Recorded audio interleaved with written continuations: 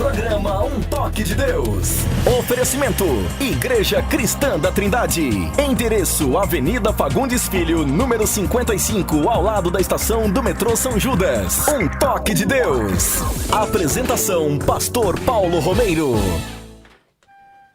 Em nome de Jesus de Nazaré, Filho de Deus e Deus o Filho, começamos mais um programa, Um Toque de Deus. Que bom, que privilégio poder vir aqui hoje para juntos promovermos a palavra de Deus, aonde quer que as ondas do rádio nos levem, que Jesus Cristo seja engrandecido, exaltado e conhecido também. Que Deus abençoe a todos vocês, nossos amados, queridos ouvintes, de diferentes denominações, de diferentes etnias, de diferentes profissões. Que Deus os abençoe grandemente. Eu louvo a Deus também, sou muito grato a Deus pela equipe que Ele preparou hoje para juntos fazermos o programa, pelo Renato na engenharia do som, que Deus o abençoe, pela Paula aqui na rádio, que nos recebe também com um cafezinho muito bom. E também aqui no estúdio tem o Wagner, a Drig, tem o pastor André, Henrique, tem também o Adriel Romeiro. E nós vamos ouvir neste momento os cumprimentos de cada um deles. Vamos começar aqui com o Wagner. Tudo bem, jovem? Tudo bem, pastor? Meu querido pastor André de volta aí, nosso querido Adriel, Paulo, Renato, bom dia. Gratos a Deus por mais um dia. Temos a oportunidade de falar das coisas do Senhor. Graça e misericórdia de Deus para com nossas vidas. Podemos estar aqui reunidos no programa Um Toque de Deus. O desejo nosso é que você venha conhecer o Senhor Jesus como o único e suficiente Salvador da sua vida. Quero aqui de antemão já deixar um abraço para minha esposa, Fabiana Rocha, para minhas filhas, Giovana, Ana Luísa. Quero também aqui deixar um forte abraço para todos os nossos irmãos que congregam conosco lá na Igreja Cristã da Trindade, em São Judas. Nossos outros demais irmãos das nossas outras congregações, também um forte abraço a todos. E o alvo do programa é esse, como o pastor disse, conhecer a Jesus como único suficiente da sua vida e apresentar o Senhor Jesus Cristo a todo o planeta. Muito bem, muito obrigado, Wagner. Estou também muito contente que o pastor André e o Adriel já voltaram de uma viagem bastante longa, que fizeram a algumas aldeias indígenas no Mato Grosso. E certamente viveram ali grandes experiências e terão muita coisa que contar, né? E no momento certo contarão. E nós vamos nos alegrar muito com este relatório, com esses testemunhos. Mas vamos neste momento então ouvir os cumprimentos do Adriel. Olá, um bom dia para todos que estão aqui no estúdio e também um bom dia para todos aqueles que estão nos ouvindo. É sempre um prazer participar deste programa que anuncia o Evangelho e a salvação em Cristo Jesus. E é uma honra sempre poder estar trabalhando com essa equipe maravilhosa. Meu pai, pastor Paulo, pastor André Henrique, o Wagner, são grandes irmãos na fé. E é sempre um prazer estar aqui com vocês. Muito bem, muito obrigado, Adriel. Vamos aos cumprimentos então, as palavras iniciais do pastor André Henrique. Bem, bom retorno para vocês. Obrigado, meu pastor Wagner, Adriel, irmão ali, o Renato, né? Que é uma alegria muito grande retornar, né? Já estávamos com saudades também do nosso povo aqui, né? Glória a Deus que estamos aqui. Eu quero deixar um abraço especial para o pessoal lá que está nos ouvindo, o pessoal lá da Ribeirolândia, o pessoal de Osasco. Amanhã já estou aí, pessoal, Deus abençoe, saudades de vocês. E hoje eu quero mudar um pouquinho a minha lista de abraços. Eu quero mandar um abraço para o pessoal que está lá em Taubaté. Ali em Taubaté tem a Igreja Batista que enviou os 2 missionários que estão lá em Dourados, ali na região de Carapó, cuidando de algumas aldeias indígenas, dentre as quais 2 nós estivemos lá, né? A aldeia Guirarocá e Passo Piraju.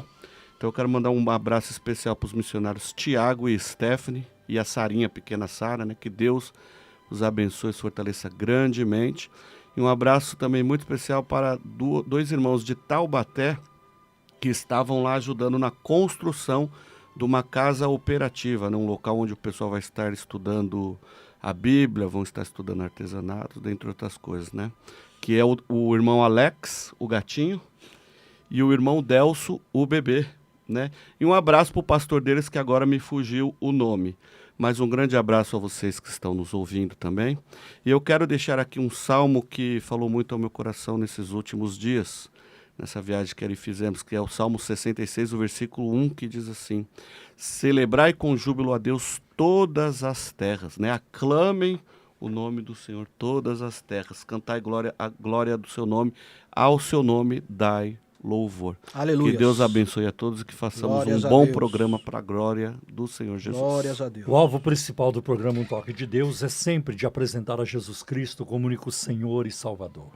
Durante o programa, se você tiver uma pergunta sobre religiões, sobre crenças, crendices, sobre a vida cristã, sobre a Bíblia Sagrada, o cristianismo, outras religiões, envie para cá sua pergunta, entre em contato conosco. Daqui a pouco eu vou passar os números do contato e, na medida do possível, responderemos suas perguntas. Também você poderá entrar em contato para informar o seu pedido de oração. Nós sabemos que a nossa luta, a nossa vida, infelizmente, ela não tem só bons momentos, ela tem momentos difíceis e, às vezes, as dificuldades até acumulam. Então, se você hoje está atravessando um período de tristeza, um período de luta, um período de tentação, uma necessidade muito grande, não se desespere. Vamos orar, porque nós cremos no Deus da Bíblia, no Deus da revelação, que responde oração.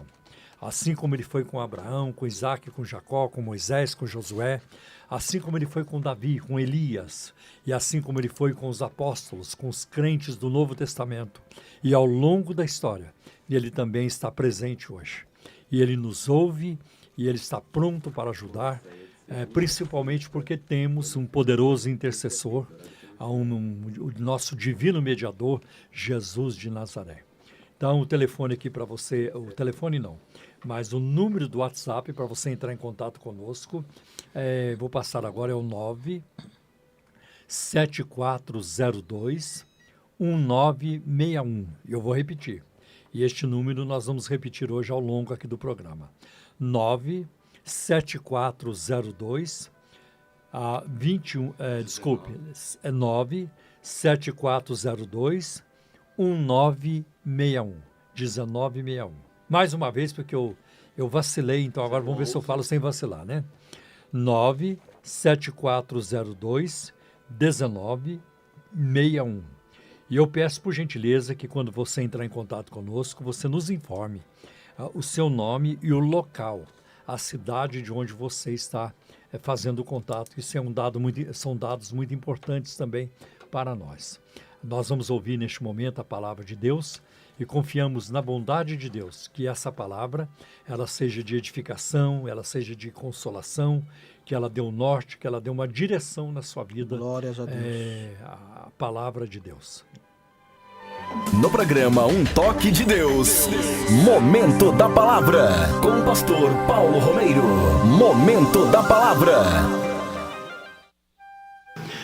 Para nossa reflexão hoje, vamos ler um texto que está na carta aos Gálatas, último capítulo, capítulo 6, dos versículos de 6 a 9. Partilhe os seus bens com quem o instrui. Não se deixem enganar. De Deus não se zomba, pois o que o homem semear, isso também colherá. Quem semeia para a sua carne, da carne colherá destruição ou morte. Mas quem semeia para o Espírito, do Espírito colherá a vida eterna.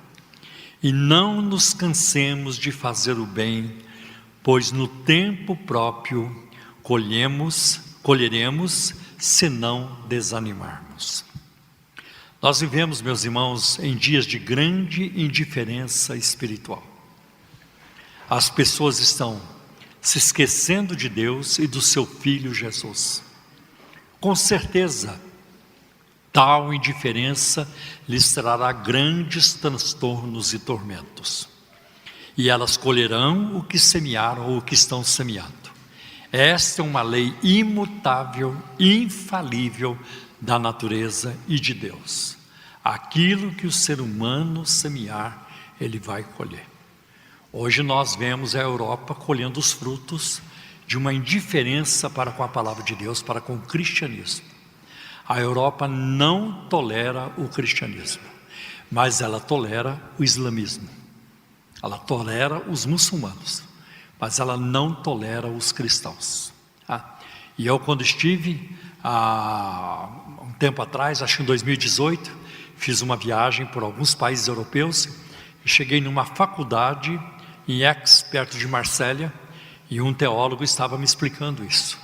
A Europa não quer mais saber de cristãos, mas ela tolera o islamismo, e vocês sabem a colheita que a Europa está fazendo, principalmente na questão do terrorismo.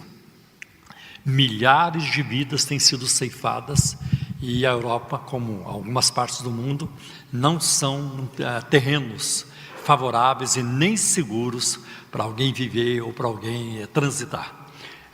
E como diz um amigo meu, o pastor Ricardo Bitum, a Europa ainda sentirá saudade dos cristãos, porque é muito difícil um cristão colocar bombas no corpo e sair para ir matando pessoas inocentes, né? Se ele o faz, se ele fizer, ele não será um herói para nós, ele será tido como um louco, alguém usado por Satanás. Bem diferente na atividade terrorista, quando os terroristas são elogiados, né? Eles são aclamados, e porque eles fizeram um grande feito para o Deus deles, então ele vai morar no céu deles, uma coisa muito bonita. Então essa não é a linha do cristianismo. Voltando aqui ao nosso texto, Calvino e Lutero, João Calvino e Martinho Lutero, entre vários comentaristas das Escrituras, acham que o versículo 6 tem a ver com o sustento do pastor. Veja o que diz: e o que é instruído na palavra, reparta todos os seus bens com aquele que o instrui. Vemos também a lei da semeadura e da colheita em Gênesis capítulo 8, versículo 22, que diz: enquanto a terra durar, sementeira e cega, sementeira e colheita não cessarão. Embora se referindo às coisas naturais e materiais, certamente a cereais, frutas, árvores, produtos da natureza, tais princípios se aplicam também a todas as áreas das nossas vidas. Porque Oséias capítulo 8, versículo 7 diz: eles semeiam vento e colhem tempestades. Então não tem como a gente escapar da lei da semeadura e da colheita. O que vemos neste texto? Uma advertência muito séria para nós: não vos enganeis, não se enganem. E essa é uma advertência muito séria. Por quê? Porque existe um enganador. Em Apocalipse capítulo 12, versículo 9, diz que Satanás é descrito como aquele que engana todo mundo. Ele engana as nações. Então nós precisamos estar vigilantes para não sermos levados pelas armadilhas, pelos laços, pelos ardis do inimigo. Precisamos estar de olhos abertos, de olhos abertos. Eu lamento, que os dias de Sodoma e Gomorra estão de volta, e muita coisa terrível que a gente ouve falar, que a gente sabe que aconteceu, ou coisas que aconteceram no mundo antigo, se repetem continuamente nos dias atuais. É muito triste isso, Então existe um enganador. Sabemos que Jesus é a verdade. Ele disse isso: eu sou a verdade, E Satanás se opõe a tudo que é verdadeiro e correto. É o que diz Apocalipse capítulo 20, versículo 3: o inimigo será lançado num abismo para que não engane mais as nações. Enquanto isso não acontece, muita gente sendo enganada. E eu me lembro do Salmo 69, se não me engano, versículo 9: não sejam envergonhados por minha causa aqueles que esperam em ti, Senhor. Não sejam envergonhados por minha causa, Senhor dos exércitos, aqueles que esperam em ti. Onde fica o testemunho? Você tem que dar testemunho lá na sua vizinhança. Você não pode ser um vizinho chato, uma peste que atormenta as pessoas. Você não pode ser isso. Você tem que ser amável, você tem que ser paciente, você tem que ser uma bênção. E quando a turma falar sobre você, é uma bênção de Deus. Aquela mulher é uma mulher de paz, aquele homem é um homem de paz, e assim por diante. Então nós precisamos dar um bom testemunho. Irmãos, nós podemos, aí está o perigo de nos enganarmos a nós mesmos. E muitas vezes nos enganamos, por isso precisamos da direção de Deus. Nos enganamos por expectativas falsas. Quando uma moça coloca os olhos num rapaz e acha ele muito bonito, opa, eu quero ele como meu marido. Você não viu, você não está sabendo de nada, você só está vendo o exterior, e o exterior não revela o interior. Eu conheço gente muito bonita, mulheres e homens bonitos, mas eles são uma peste, eles vivem infernizando a vida dos outros. E conheço gente feia, que é uma bênção. É verdade, é verdade, é verdade. Então, para que você quer ser bonito se você vai ser uma peste na vida dos outros, na vida de todo mundo? Contente-se com como Deus te fez, e que a graça, a alegria do Espírito Santo seja presente na sua vida, o poder do Espírito seja presente na sua vida. Aleluia, glória a Deus. Às vezes nos enganamos confiando na aparência das pessoas, como fez Samuel, lá em 1 Samuel capítulo 16. Deus mandou Samuel ir na casa de Jessé para ungir um dos filhos dele como rei, e ele vai com a botija de azeite. Quando ele chega lá, ele vê a turma, Abinadab e outros moços bonitos. Aquele ali é? Deus diz, não é não. Então é aquele ali, que aquele ali também é bonito. Por quê? Porque Saul era bonito. A Bíblia diz que Saul era bonito, ele era alto, tinha uma postura física que atraía, uma composição física que atraía, e tudo isso. Então Samuel disse, vamos dar sequência nessa beleza de homens bonitos na liderança, no reinado de Israel. Então onde que tem um homem bonito? Chegou lá, ele viu, os filhos de Jessé eram bonitos. Aí Deus dizia, não é esse, não é esse, não é esse. E ele falava, acabou? Não tem mais nenhum? E Jessé diz, tem um, mas não vai gostar não. Você não vai gostar. Ele é baixinho, ele é ruivo. Aí manda chamar. E veio Davi, né? Não tinha tomado banho, estava lá no mato, estava lá no campo, né? Não sei se, acho que não deu nem tempo de pentear o cabelo direito, né? E chegou. Quando ele chegou, Deus disse para Samuel, é este. Aleluia! Glória a Deus, é isso. O segundo rei de Israel foi uma bênção para a nação. Teve encrenca? Teve pecados? Muitos. Mas Davi ficou conhecido como homem segundo o coração de Deus. Então, nós nos enganamos com as aparências também, muito cuidado com isso. Quando nós somos dirigidos pelos nossos sentimentos, ao invés da palavra de Deus, nós podemos nos enganar. Nós nos enganamos quando pensamos que não tem importância o que nós semeamos, desde que o façamos com boa intenção. Tem importância, tudo que nós fazemos tem importância. Quando pensamos que podemos ser abençoados por Deus, mesmo quando vivemos da carne, não tem jeito, né? Você não vai colher os frutos. A bênção vai ficar se postergando, até um dia você perdê-la de uma vez. A gente precisa viver uma vida que agrade a Deus. Deus nos alerta para não sermos enganados, tá? Deus nos alerta para não sermos enganados quanto aos falsos cristos. É o que nós vemos em Mateus 24, versículo de 23 a 24. Muitos virão em meu nome dizendo, eu sou o Cristo, ou o Cristo está aqui, o Cristo está ali. E a palavra de Deus diz, não vão atrás, tá? Não vão atrás, porque surgirão falsos cristos que farão muitos milagres e enganarão a muitos, e se possível fosse, enganariam até os escolhidos. Há um perigo muito grande nessa atividade de milagres, há um perigo muito grande nesses movimentos. Aqui tem milagre, aqui tem isso e tem aquilo. Milagre não é diploma de bom comportamento. O fato de acontecer milagre em algum lugar não significa que Deus está aprovando aquilo. A Bíblia está cheia de milagres falsos. O inimigo também opera. Tudo isso, os magos de Faraó fizeram milagres. A gente tem que ver o critério. Está de acordo com a Bíblia, está de acordo com a palavra. Jesus Cristo está sendo exaltado através deste milagre. Vidas estão sendo salvas. É isso que importa, é isso que precisa ter em mente. Então não nos enganemos. A Bíblia também nos diz em 1 Coríntios 6, versículo de 9 a 11, não sabeis que os injustos não hão de herdar o reino de Deus? Não vos enganeis. Às vezes nós queremos colocar pessoas no céu, quando elas não vão para o céu, não vão. E às vezes queremos colocar a pessoa no inferno, quando não é para lá que elas vão. Às vezes tem um crente que você não vai com a cara dele, tem uma pessoa que você não gosta dela, e você quer vê-la no inferno. Não adianta você querer vê-la no inferno, porque Deus já vai colocá-la no céu.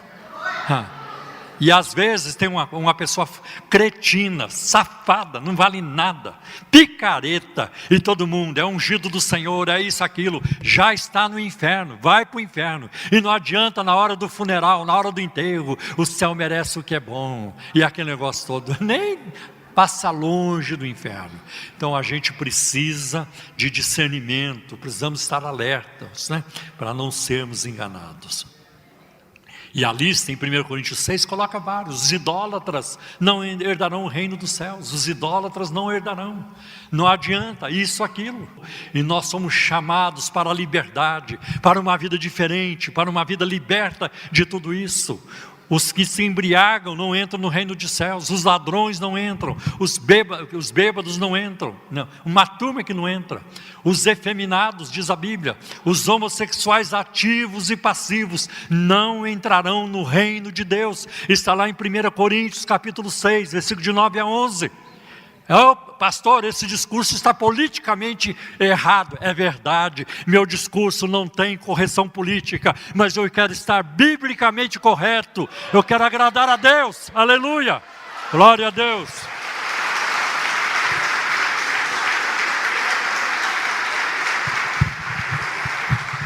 Se eu estivesse tentando agradar a carne, eu não seria servo de nosso Senhor Jesus Cristo, como disse Paulo em Gálatas. Então eu não posso mudar a palavra de Deus. Podem tentar mudar o discurso e tudo isso, mas a palavra de Deus é infalível, é imutável, ela é eterna. A terra, mas as minhas palavras não hão de passar. Então nós precisamos levar as coisas de Deus a sério, a palavra de Deus a sério. Não entrei no ministério para mudar o evangelho, para falsificar o evangelho. Não entrei no ministério para ganhar dinheiro. Não entrei no ministério para manipular as pessoas para me dar dinheiro. Não entrei no ministério para mentir. Eu entrei para ganhar almas, para exaltar a Cristo, para falar da vida eterna. A única vida que nos interessa, a vida eterna em Cristo Jesus. Aleluia, glória a Deus. Glória a Deus. Nós podemos ser enganados, né? Quanto a uma vida santa e piedosa. 1 Coríntios capítulo 15, 33 diz: não se deixe enganar, as más companhias corrompem os bons costumes. Com quem você anda, com quem você conversa, com quem você dá risada, com quem você viaja, com quem você passa o seu tempo. Sabe, o crente tem que ter amizade com todo mundo, eu reconheço isso, senão a gente não vai evangelizar ninguém, se a gente vai ter amizade só com crente. Mas tem crente que se sente muito bem, numa rodada de piadas imorais, com conversas imorais, com gente indecente, com gente abertamente contrária à palavra de Deus. Agora eu dizer que eu vou dar risada, eu vou estar para lá e para cá, perdeu o meu tempo? Não, eu tenho coisa mais importante a fazer, né? E o crente precisa vigiar nessa área. É aqui que o texto fala de uma lei universal de semeadura e de colheita. Veja o fato imutável: Deus não se deixa escarnecer. Deus não se deixa escarnecer, de Deus não se zomba. Zombaram de Deus ao longo da história? Zombaram muito. Onde estão eles? E ainda nem enfrentaram o julgamento. O julgamento ainda virá. Todos aqueles que aprontaram com Deus e que zombaram dele, né? E que lutaram contra o cristianismo, atacaram, destruíram muito dos filhos de Deus, na tortura, no fogo, na forca, no fuzilamento, de várias maneiras. Um dia eles comparecerão diante do trono de Deus e serão julgados, e não há quem possa escapar desse julgamento. Você não pode enganar a Deus, porque Deus é onisciente. Deus sabe tudo. A Bíblia diz que de longe Ele entende o nosso pensamento. Todos os cabelos da nossa cabeça estão contados. Deus sabe quantas células cada um de nós tem no corpo. Quantas já morreram hoje? Quantas vão morrer amanhã? Deus é onisciente, Deus vê tudo e Ele sabe tudo. Ele não é apenas onisciente, Ele é onividente, porque Ele enxerga tudo. Deus também é onipotente, Ele tem todo o poder. E Deus é onisciente, Ele está em todos os lugares ao mesmo tempo. É em todos os lugares. Deus está no céu, é verdade, mas Ele está aqui nesta manhã. Ele está entre nós. Nossos olhos de carne não podem vê-lo por causa dos nossos pecados, mas a realidade é que Ele está aqui. Sabe por quê? Pela sua graça, nós já sentimos a sua presença aqui hoje. Aleluia. E não apenas já sentimos, mas nós estamos sentindo que Deus está aqui no nosso meio hoje. Aleluia, glória a Deus. Você pode se esconder da família, dos filhos, dos amigos, dos irmãos da igreja, mas você não vai conseguir se esconder de Deus. E um dia, todo ser humano vai se encontrar com Deus. Por isso que Amós 4:12 diz: prepara-te, ó Israel, para te encontrares com o Senhor. Em Jó capítulo 9, versículo 4, ele diz: Ele é sábio de coração, poderoso em forças.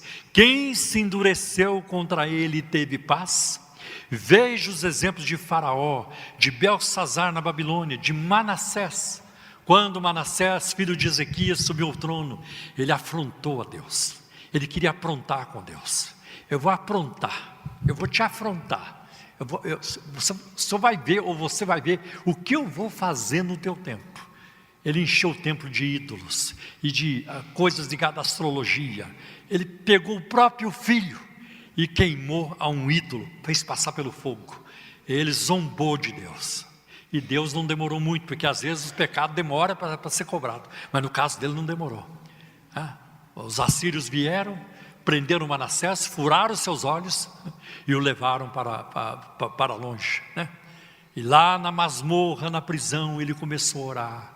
E ele começou a reconhecer que o Senhor era Deus. E o que acontece? Deus o levou de volta e o colocou no trono. E ele reconheceu que o Senhor é Deus. De Deus não se zomba. Deus foi misericordioso.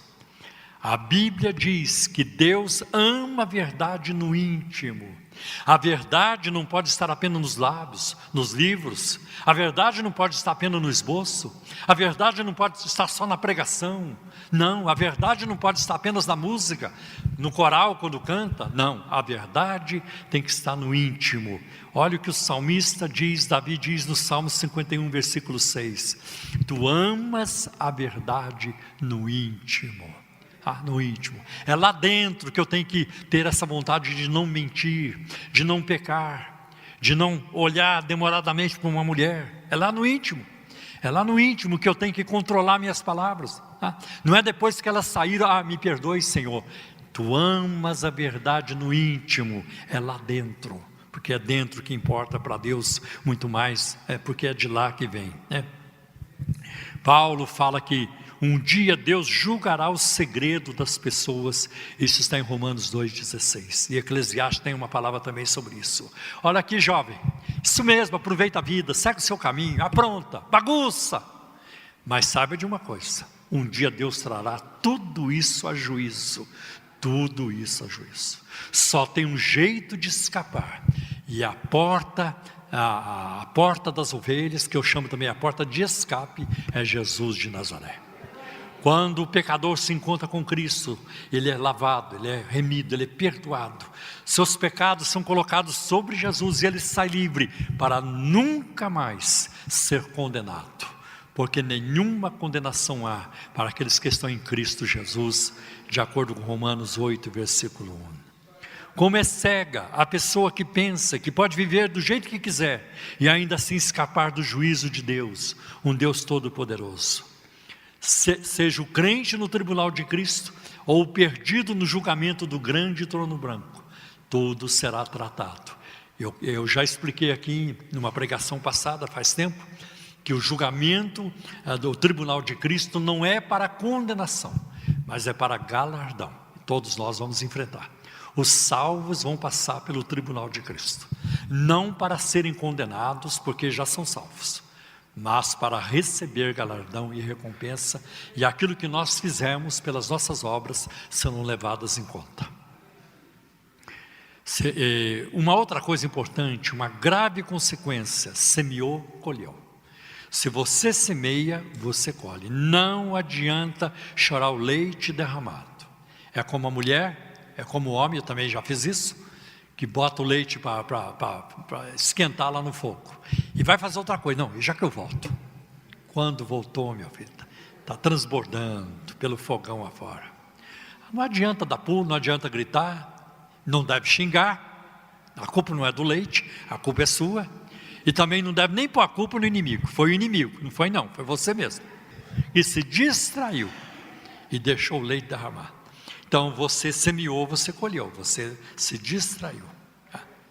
Muitos de nós gostaríamos de voltar e mudar nossas vidas, mas é impossível. Aquilo que você fez no passado não tem como mais mudar.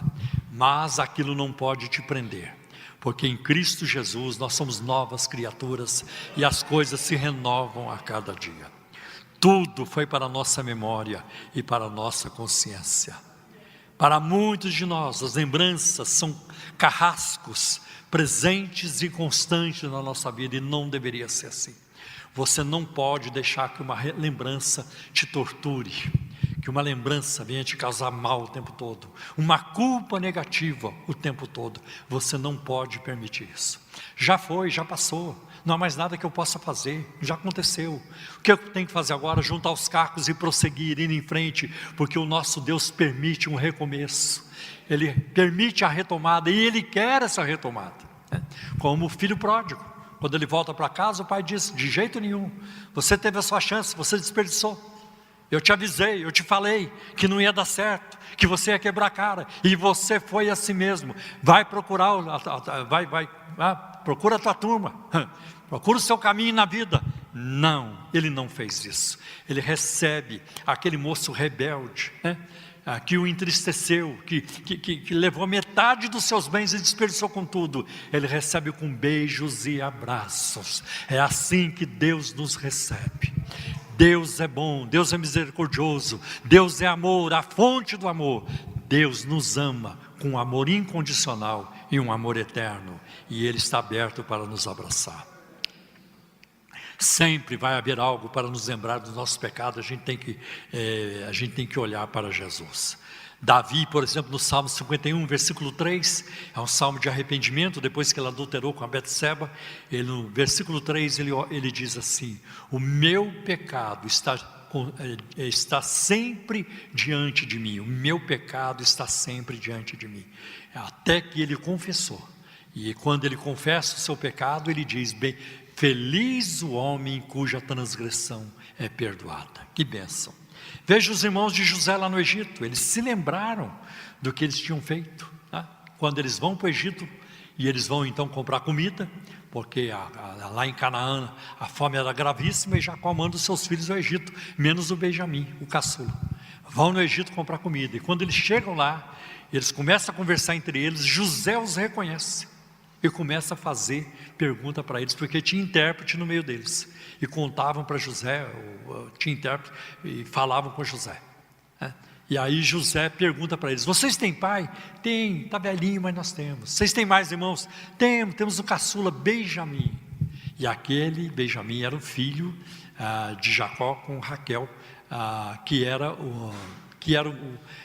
eles eram irmãos da mesma mãe, porque os demais eram meio-irmãos.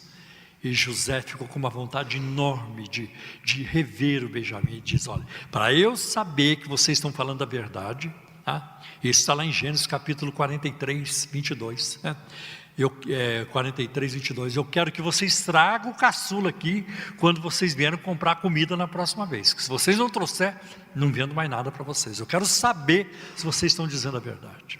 Aí o Rubem fala assim: está vendo? Eu bem falei para vocês não fazer mal para o nosso irmão. Olha aí, o nosso pecado nos persegue, uma coisa que eles carregaram. E aí no capítulo 50 de Gênesis, depois que Jacó morreu no Egito, os irmãos ficaram temerosos: agora José vai se vingar de nós. Sabendo a culpa eles não têm paz, por causa de uma ação que eles fizeram. Olha quantos anos convivendo com isso. E aí José os reúne e diz: fiquem em paz, eu não vou perseguir ninguém de vocês. O que vocês intentaram para o mal, Deus transformou em vitória e em bênção. Foi para preservar a nossa família, né? E José é um tipo de Cristo, aquele que perdoa. E Jesus é o grande perdoador, né? Grande perdoador. O que fazemos tem consequência na vida dos outros. Quem levou o alcoólatra ao primeiro trago? Quem levou? Um dia eu vi no armazém do meu pai, que vendia cachaça, e meu pai era muito caprichoso, a pinga era de alta qualidade, ele deixava a pinga envelhecer por 18, 20 anos, até a tampinha da garrafa ficar enferrujada, e aquela era vendida mais cara, porque era pinga velha, né? Trabalhava lá, eu servia pinga, de vez em quando eu tomava alguma. Fazia parte de uma vida sem Deus, eu não tinha Jesus, então... E eu me lembro um dia um pai, ele chega com seu filho pequeno, eu acho que a criança devia ter uns 4 anos, ele chega com seu filho pequeno, ele pega a pinga, ele toma e depois dá para o filho beber. Eu falei, que coisa terrível. Um pai, né, se aquela criança tem o gene do alcoolismo, é um gatilho que ele puxou ali naquele momento, é terrível. Quem levou o fumante ao primeiro cigarro? Eu não comprei o cigarro, quando eu fui aprender a fumar, eu peguei de alguém, da mão de alguém, dá aí uma tragada, né? Eu pegava, né? Ou pegava um pedaço de cigarro, a bita, chamada de bita, acho, naquele momento. Quem levou o drogado ao primeiro baseado? Então o que a gente faz tem consequência na vida dos outros. Essa é a tragédia do pecado. Não machuca somente aquele que pratica, mas machuca as pessoas a quem amamos também. Quantas esposas machucadas por seus maridos e vice-versa, filhos que machucam os pais que também fazem isso. Eu não vou nem entrar no mérito aqui de genro e sogra, porque aí vira uma tragédia, você já sabe. O que os pais acham que fazem com moderação, os filhos farão com excesso. Os filhos que veem seus pais bebendo, eles farão com uma dose muito maior. Os filhos que ouvem seus pais falando palavrões, farão isso com mais intensidade. Os filhos que veem o marido e a esposa, um desrespeitando o outro, eles farão isso no casamento deles com muito mais intensidade, infelizmente. E aí os pais devem fazer 2 coisas: viver o melhor para Cristo e conduzir seus filhos à salvação. É a maior herança que pode existir. Quão trágico quando os pais estão mais preocupados com coisas mundanas do que com a situação espiritual dos seus filhos, né? Que trágico quando um pai demonstra muito mais preocupação com o Corinthians, com o Palmeiras, com o São Paulo e outros times, e não com a salvação dos seus filhos, né? Alguns dizem assim: não devo forçar meu filho à igreja, mais tarde eles vão decidir. Tá bem, então por que você não deixa o seu filho decidir se quer ir para a escola ou não? Se ele quer tomar banho ou não? Ou que hora que ele vai dormir? Deixa o seu filho decidir. Meu filho, a hora que você quiser você vai. Não, nós não deixamos, nós impomos certas regras. E é muito importante que numa idade em que a criança não decide, não tem sabedoria e nem poder de decisão, que os pais a tragam para a casa do Senhor, porque vai livrá-la de muitos fardos e muitas dores no futuro. Essa é uma lei imutável, você vai colher. Nós vamos colher exatamente o que semeamos. Vamos colher algum tempo mais tarde. Vamos sempre colher bem mais do que semeamos. Eu trabalhei na roça, eu sei que é plantar milho, plantar feijão. Eu trabalhava, ia cavando, então tinha uma turma fazendo a cova na frente e outros vinham atrás com a semente. Então você coloca 5 grãos de milho numa cova e você com o pé tampa a cova. Dali um tempo começa a nascer quantas espigas. Eu semeei só 5 e vem um punhado. O feijão a mesma coisa. E assim também o pecado. Você semeia um pecadinho e você vai colher um pecadão. Você semeia um só e vem uma turma depois atrás. A colheita sempre vem mais. Por isso semeie na obra de Deus, semeie nas coisas de Deus, semeie na meditação da palavra, no poder do Espírito, uma vida cheia do Espírito, e a colheita será gigantesca, para a glória de Deus, para a sua alegria também, em nome de Jesus, aleluia. Gálatas 6,8 diz: quem semeia para a sua carne, da carne colherá morte, destruição. Mas quem semeia para o Espírito, aí com letra maiúscula, do Espírito colherá vida eterna. É o que nós queremos, gente, é o que nós queremos. Os que semeiam em lágrimas cegarão com alegria, diz o Salmo 126, versículos de 5 e 6. Aquele que leva a preciosa semente andando e chorando, voltará sem dúvida com alegria, trazendo consigo os seus feixes. Não é fácil semear na vida, às vezes semear é difícil. Pense numa mãe que perdeu, uma mulher que perdeu seu marido e ela sozinha tem que criar os seus filhos. Eu conheci gente assim, duras penas, criando os filhos, e criou seus filhos para o bem, né? Para serem pessoas do bem.